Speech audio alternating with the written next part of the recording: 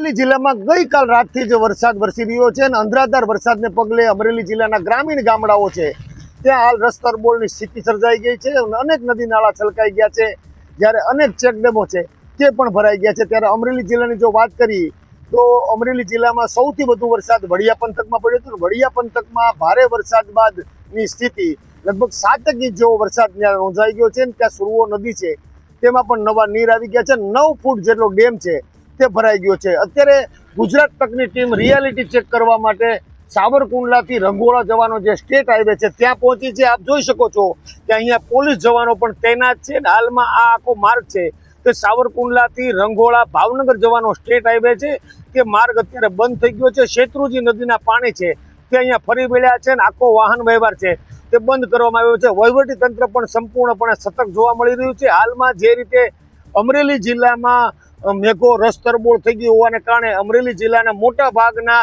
ગ્રામીણ ગામડાઓમાં વરસાદ વરસી રહ્યો છે। હાલ જો વાત કરીએ અમરેલી જિલ્લાની તો અમરેલી જિલ્લામાં સૌથી વધુ વરસાદ વડિયામાં પડ્યો છે અને વડિયાના વરસાદ બાદ હાલ જે સ્થિતિ છે તેમાં સાવરકુંડલાનું ફિફાત ગામ છે તે ફિફાત ગામનો રસ્તો પણ અત્યારે બંધ કરી દેવામાં આવ્યો છે। ભાવનગર જવાનો જે ગારિયાધાર ફિફાત જવાનો માર્ગ છે તે પણ બંધ કરવામાં આવ્યો છે। લગભગ 1.5 થી 2 કલાક સુધી અમરેલી નો જે નેશનલ હાઈવે છે જે મહુવા જેતપુર નેશનલ હાઈવે કહેવાય છે ત્યાં પણ લાપાળિયા પાસે પાણી ભરાઈ જવાને કારણે ત્યાં પણ માર્ગ બાધિત થયો હતો। લગભગ 2 કલાક સુધી આ માર્ગ પણ બંધ રહ્યો હતો। હાલમાં અમરેલીનું ઠેબી ડેમ છે ત્યાં પણ અત્યારે 2 દરવાજા ખોલવાની ફરજ ઊભી થઈ છે।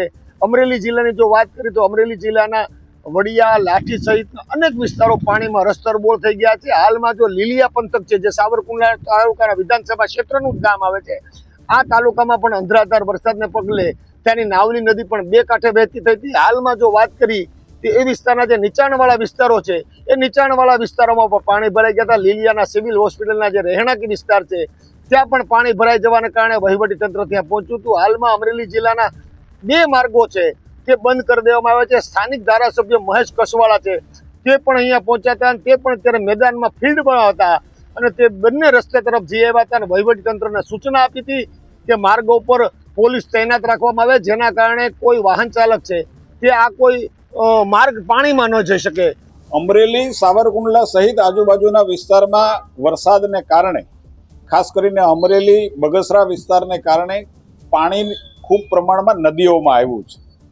શેત્રુંજી નદી 2 કાંઠે વહે છે અને પરિણામે સાવરકુંડલા તાલુકા અને લીલિયા તાલુકાના શેત્રુંજી કાંઠાના ગામોને સાવચેત કરવાની સૂચનાઓ પણ અપાઈ છે। હું માનની કલેક્ટરશ્રી, ડેપ્યુટી કલેક્ટરશ્રી અને સાવરકુંડલા મામલતદાર, લીલિયા મામલતદારના સતત સંપર્કમાં પણ છું। ગામોને ચેતવણી પણ અપાઈ છે અને બિનજરૂરી અવરજવર ઉપર પણ અમે લોકોને વિનંતી કરી છે કે બિનજરૂરી અવરજવર ન કરીને સલામત સ્થળે રહીએ।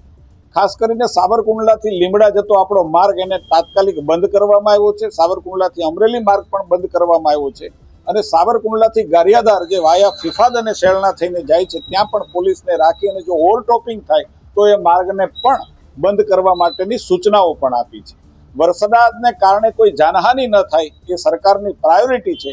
આખા ગુજરાતની અંદર મેઘમહેર છે, ઈશ્વરના આશીર્વાદ છે, પણ એમની વચ્ચે પણ કોઈ જાનહાનિ ન થાય એટલે તંત્ર પણ ખડે પગે છે। જનપ્રતિનિધિઓ પણ આજે મેદાનમાં પોલીસ તૈનાત રાખવામાં આવે જેના કારણે કોઈ વાહન ચાલક છે તે આ કોઈ માર્ગ પાણીમાં ન જઈ શકે જેની સંપૂર્ણ તકેદારી વહીવટી તંત્ર રાખી રહ્યું છે। ત્યારે અમરેલી જિલ્લામાં ભારે મેઘમહેર હજી પણ અત્યારે ચાલુ છે અને જો વાત કરીએ અમરેલી જિલ્લાના વરસાદની તો અમરેલી જિલ્લામાં અમરેલી, બગસરા, ધારી, રાજુલા, જાફરાબાદ, ખાંભા સહિતના દરેક વિસ્તારોમાં વરસાદ વરસી રહ્યો છે, પરંતુ સાવરકુંડલા પંથકના 2 માર્ગો છે તે અત્યારે બંધ છે। જે બંને માર્ગો છે તે ભાવનગર જવાના છે। એક જે આપણી પાછળ જોઈ શકો છો તે જૂના સાવરનો માર્ગ જે રંગોળા સ્ટેટ હાઈવે ગણાય તે પણ બંધ પડ્યો છે અને એક ગારિયાધાર ફિફાતથી ભાવનગર જવાનો માર્ગ છે તે પણ બંધ પડ્યો છે।